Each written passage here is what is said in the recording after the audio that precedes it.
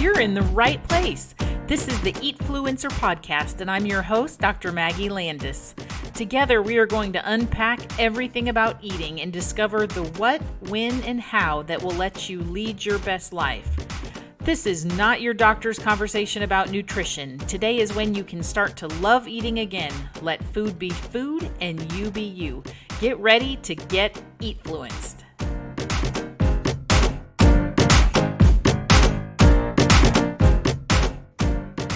All right, welcome back to the Eatfluencer Podcast. I am Maggie Landes, your host here, and I'm glad that you're here for episode 39, which I have titled Origins of the Wellness Diet and Pseudodieting. So a little interesting, right? We're going to get into this in a second. If you are new here, I want you to know that I am the diet disrupting physician. I'm also a public health nutritionist, and essentially I've left my clinical practice now almost completely in order to pursue this mission, which is having clarity about what diet culture is so that you can decide if you want to participate or not anymore. And like I've said a million times on here, I'm not against the people who are dieting. I am totally against the diet culture companies, industry, this whole health and wellness industry that has turned into a giant weight loss boondoggle, branding that in the name of health and then making people feel compulsed to participate, because as it turns out, we've talked in lots of episodes about the evidence that the pursuit of weight loss in the long term is basically almost like not fruitful at all. I mean, the success rate of long-term weight loss when you do it pursuing weight loss in terms of dieting is abysmally poor. And there's a lot of disordered eating, a lot of even eating disorders that are rooted in this diet culture that we have been made to believe is the normative cultural standard that we have to comply with. So all that to say, you can tell I'm pretty passionate about this, but that's what I do here, and that's what these episodes are about, is getting you the honest, truthful information about health, nutrition, the human body, and you make the decision, all right? I'm not here to tell you what to eat. I'm here to empower you with the tools you need so that you can make the decision what to eat for yourself, all right? That's the deal. So if you're liking these conversations on the podcast, I do have a little invitation for you, because I started a free Facebook group just recently, just a couple of weeks ago, actually. And it is going like gangbusters. So we would love to have you in there. It is for women who are interested in continuing these conversations about diet culture and how do we get out and how do we get here in the first place, and really an environment of supportive women learning about nutrition and health without the pressure of products, supplements, weight loss pitches, before and after pictures, any of that nonsense. It is a purely health at every size, weight inclusive group, and I would love to have you there. So there's a link in the show notes for this podcast if you can find your way there, or send me a direct message on Instagram or Facebook and I will send you the invitation. All right, so let's get into today's episode on the wellness diet and pseudo dieting. And what do I even mean when I say that? But we're going to kind of unpack what it means. Are you participating in it? Is it serving you? Do you want out of it? And how would you start doing that? That's kind of how I've laid this framework out for us today.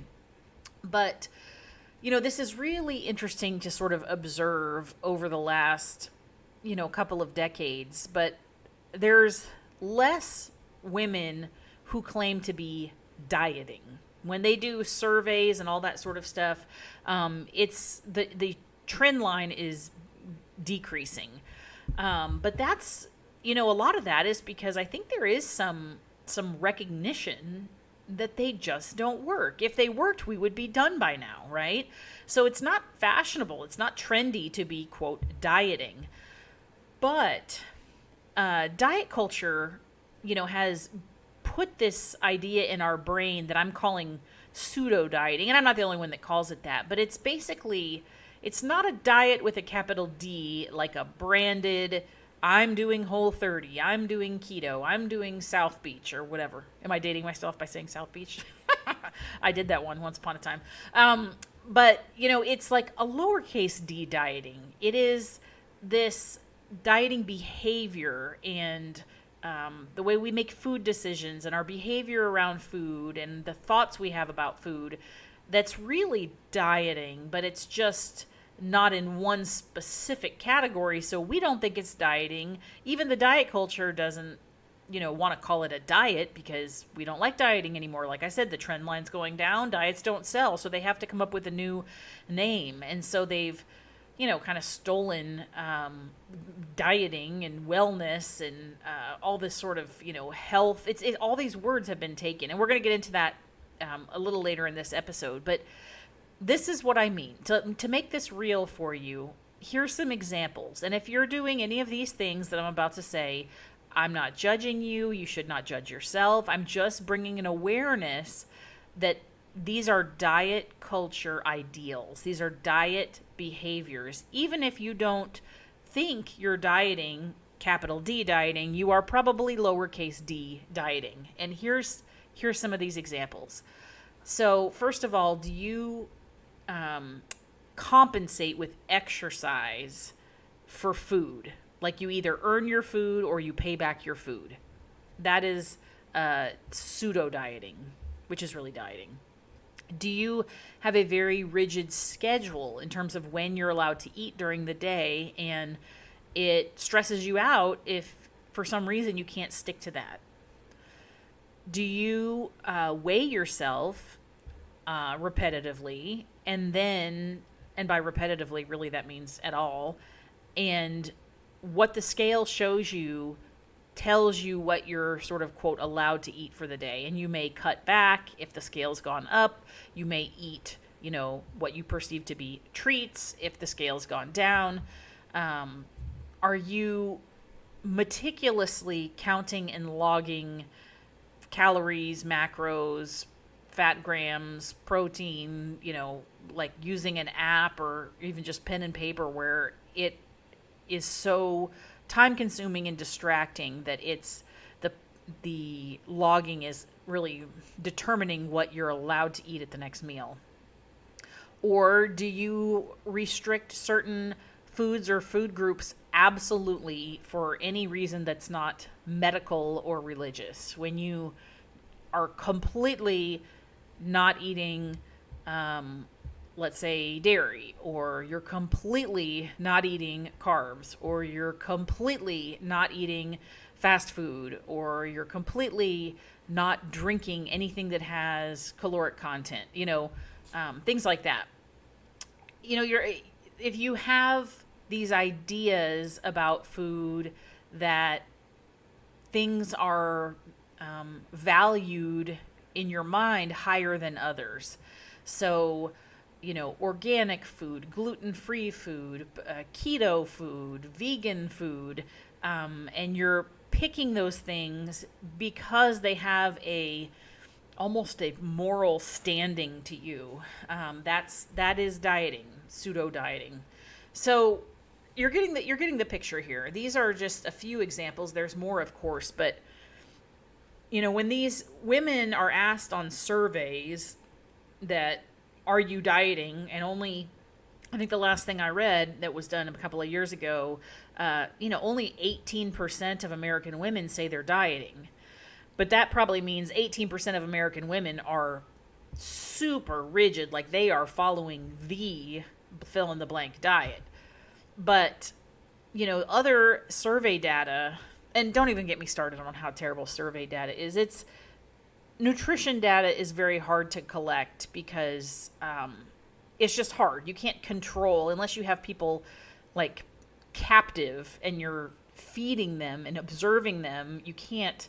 There's so many variables and confounders, but essentially, this is all survey data. So they ask what are you eating here? How many times have you eaten an apple in the last 6 months? How much dairy do you consume per day? All this stuff. And if you're like me, you can hardly remember I did yesterday. So the idea of this sort of retrospective survey data collection is pretty loose from the get-go. But and I'm not putting stock in these exact numbers, but I'm just giving you the idea. It says that only 18% of women are, quote, dieting, but 1 out of 3 American adults they use the term watching their weight to lose weight, and another 1 out of 6 are watching their weight to maintain their current weight.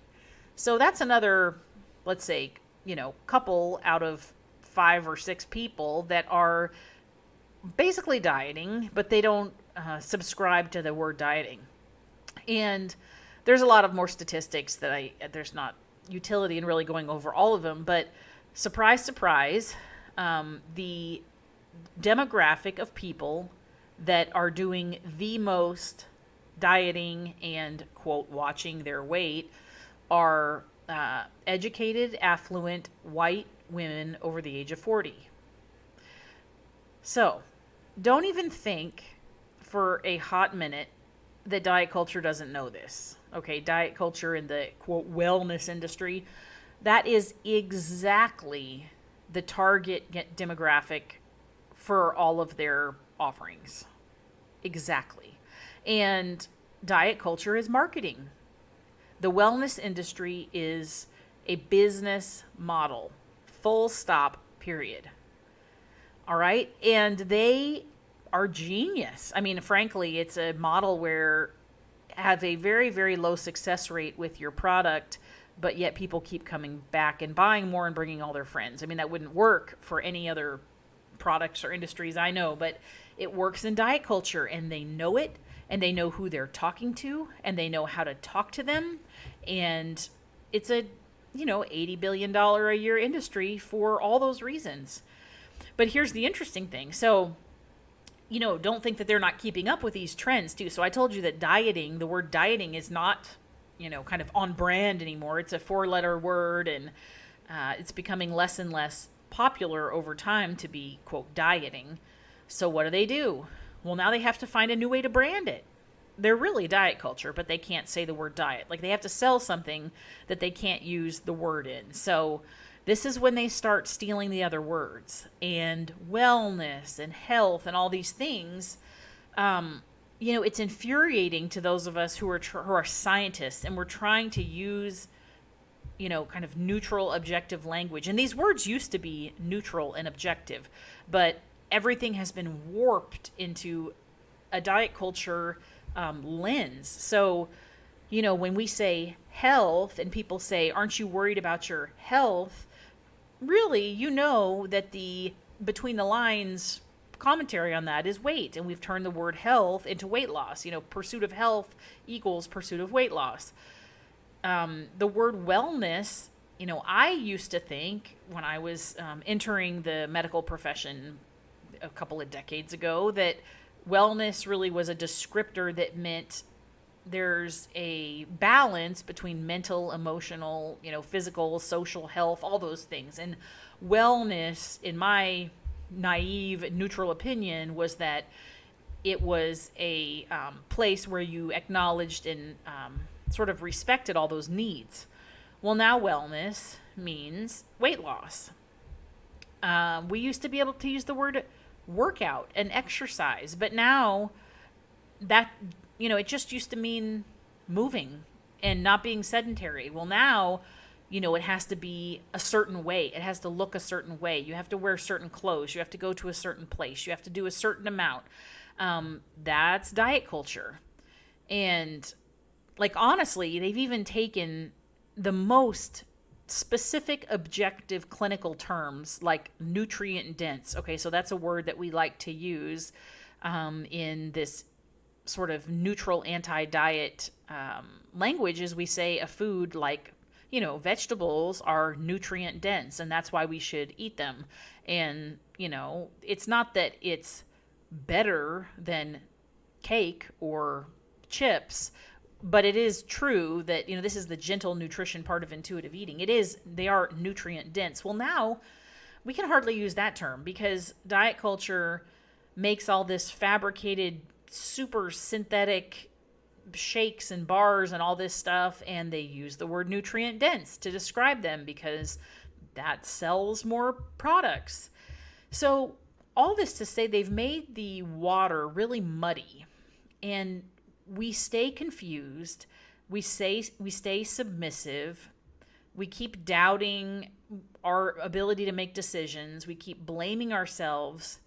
And meanwhile, they know this. Diet culture knows this. So they continue to tailor more and more and more different options, which really are all the same.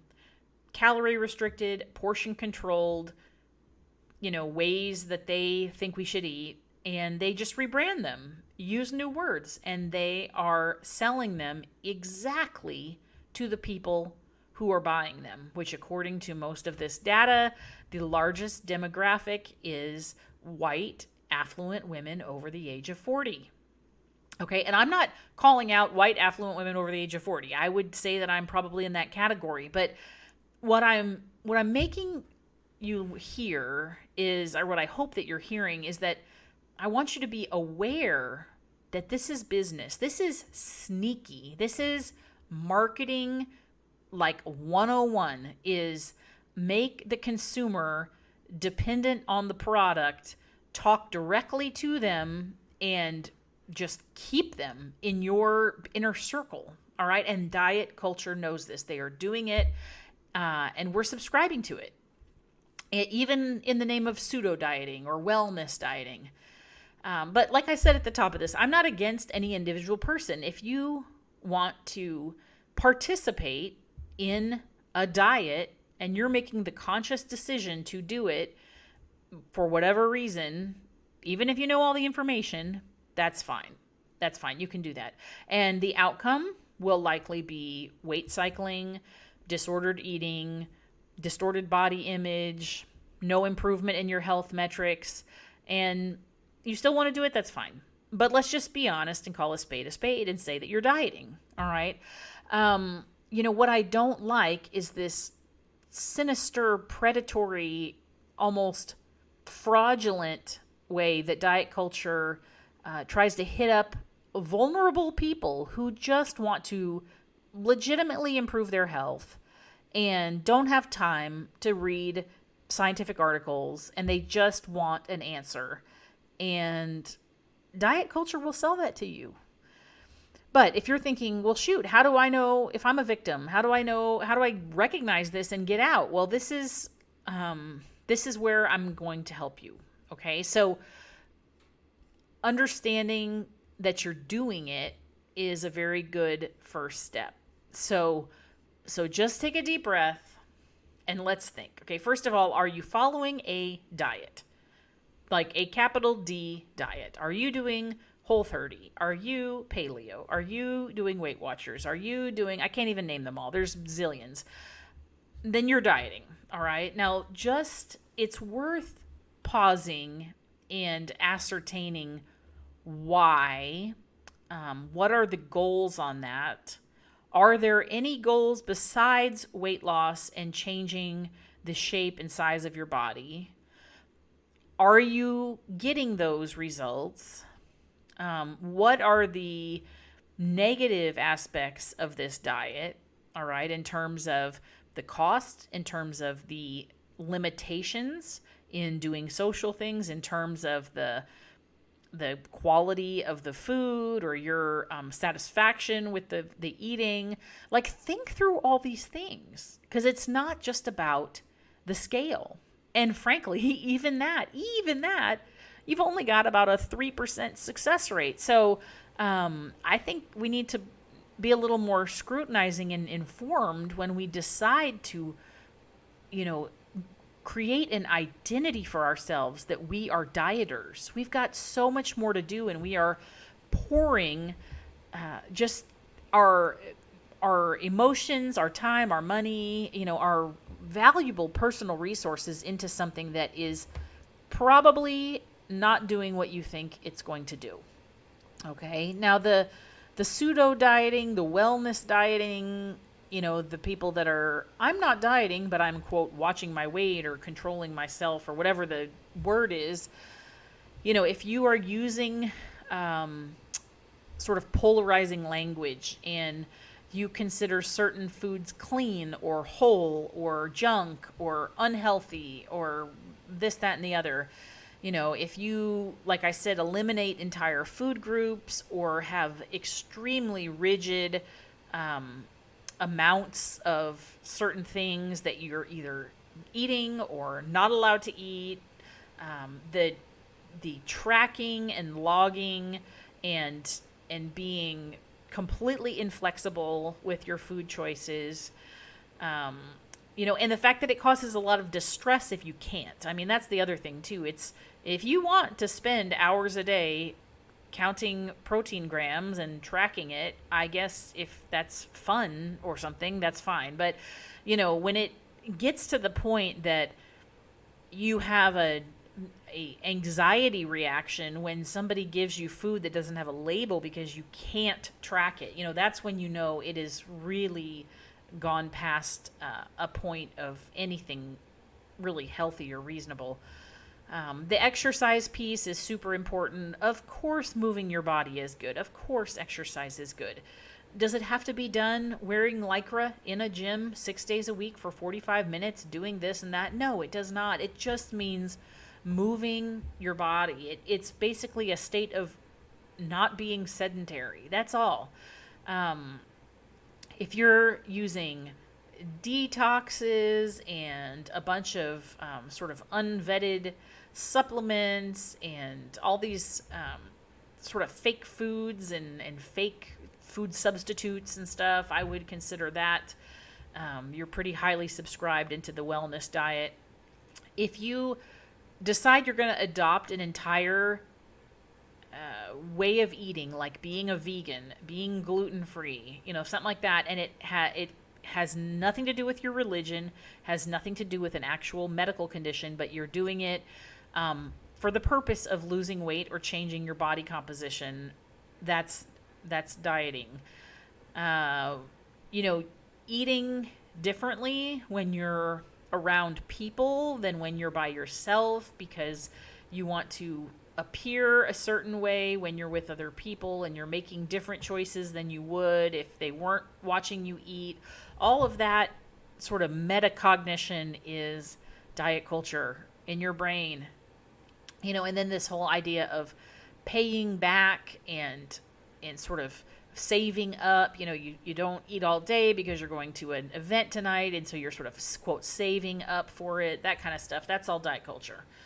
All right, so when you look at all those type of things, there's no way that includes only 17% of American women. There's just no way. I mean, this is everybody I know. This was me up until, a couple of years ago. But what I want you to know, it's okay. And I'm not blaming you. I am just purely allowing you to hopefully see where you're being influenced and you may not even know it. But it's optional to participate. If you choose to participate, knowing the potential outcome and sort of the best case scenario and the worst case scenario and the most likely scenario, that's fine. It's like, this is like informed consent as far as I'm concerned. Do it. That's fine. But let's be honest. Let's tell somebody that you want to be a vegan because you think vegans are skinnier and that's why you're doing it. Just say it. If you're even second guessing verbalizing that, there's a lot more psychology behind that. Then there's a lot of unpacking to do in that case, because then, there is this whole anti-fat narrative and why are you choosing this? Even if it was true, which it's not, that vegans are skinny, or why do you feel like you have to do that? Do you even like vegan food? Do you? So I really want you, my goal is for you to get your freedom and your autonomy back. And if your autonomous decision is to do Whole30 over and over and over, great. That's fine, but understand what the end point is. All right, I just don't want a bunch of people distracted and duped by this predatory marketing plan that is branded in the name of health. That is where I am lit up. And I feel like that is a lot of you. I feel like that is a lot of people I talk to. And this is just to start recognizing this. This is not something where you flip a switch and all of a sudden you say, I'm out, and tomorrow you don't have any of these thoughts again. This is a process. I've spent years working on this personally myself. But this is what I do. This is what I do, is help people move through this journey so that you can get out if you wish to get out. And listening to this podcast is a great place to start. I am so happy you're here. I have a group coaching program that gives a little more intense coaching and relationship and a individual level of support. I also have this Facebook group that I mentioned at the top of the hour. And these are all places, and even just following the content on my social media will give you some level of information that will help if you want to get out of this. But let me give you a couple of tips. Before we wrap up here, I want to give you a couple of action items. The first thing is become aware of why you're doing something, okay? Why you're choosing to eat. This is how you even figure out if you're in pseudo-dieting wellness culture land or if you are truly autonomous in your food choices. And I shared this with my Facebook group earlier today, but it's essentially like, think about a piece of cake, all right? Choosing to eat a piece of cake at your kid's birthday party versus eating a piece of cake that's like laying on the desk at the nurse's station, has been there for 2 days from some retirement party that you could give two flips about, and it just happens to be sitting there. You're not even hungry. You just ate lunch. Eating that cake is a different why than eating the cake at your kid's birthday party, even if they are literally the same cake. Okay. Or, the example of you go eat at a burrito place and you choose to have it without the tortilla and you have the burrito filling on the greens, like you can get it on the bed of greens. Okay. Doing that because you like the way that it tastes. You like eating it with a fork. It's kind of fresh. It's a little lighter. It keeps you from being tired when you go back to the office in the afternoon. Okay. That's a different why than I'm not allowed to eat a tortilla because a tortilla has 600 calories and 35 grams of fat and all that sort of nonsense. See the difference? So anyway, just start thinking about the why. That is, if you can't remember any questions to ask yourself, why is a good place to start. And not to judge yourself, but just to be aware. The other thing, when we talked about this is neutralizing your language. And when you're talking about food, especially to your family and your children, try to just use neutral words. It's just describe what it is. Okay, this is chicken, this is noodles, this is a brownie, this is ice cream, this is, an orange. Just know there's no requirement for food to have all these really burdensome adjectives and descriptions like clean and sinful and guilt-free and junk and healthy and superfoods and all this stuff. It's just not necessary. So try to neutralize your language. Another thing is, I'm such a huge fan of adding things. Adding. Start looking for nutrient-dense foods, if I can use that word, that you like. Find ways to prepare them. Add them to what you're already doing. Add them without even eliminating anything else. But when you approach food and cooking from this curious, kind of experimental lens, there's so many more options, so many more flavor profiles and opportunities to do things differently. And ultimately, you'll land on a variety of things in your diet that are good for you, that are nutrient dense, that serve you, because that's what your body wants and it's telling you. And when you get rid of all this, sort of cerebral noise about diet culture, this becomes easier and easier to do, is what I'm getting at. And then lastly, and most important, is be patient with yourself. This is a process.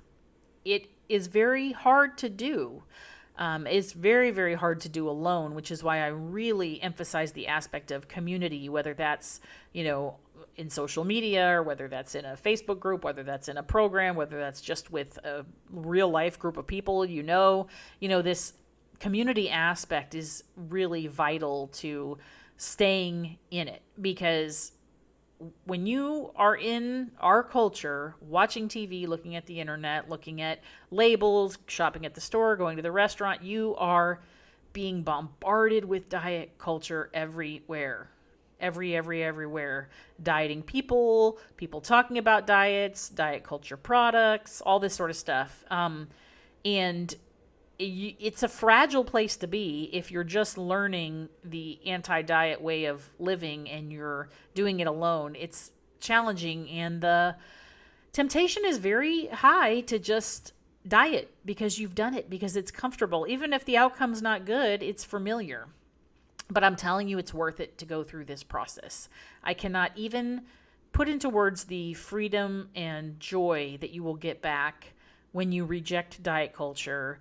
You have authentic health. You are free from the burden of subscribing to somebody else's rules.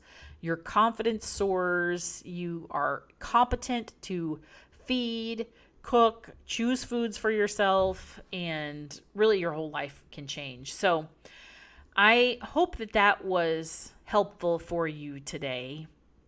It's complicated. None of this is getting sorted out in a 30-minute podcast, I promise you. But hopefully I've given you some ideas to get started. I'm glad you were here.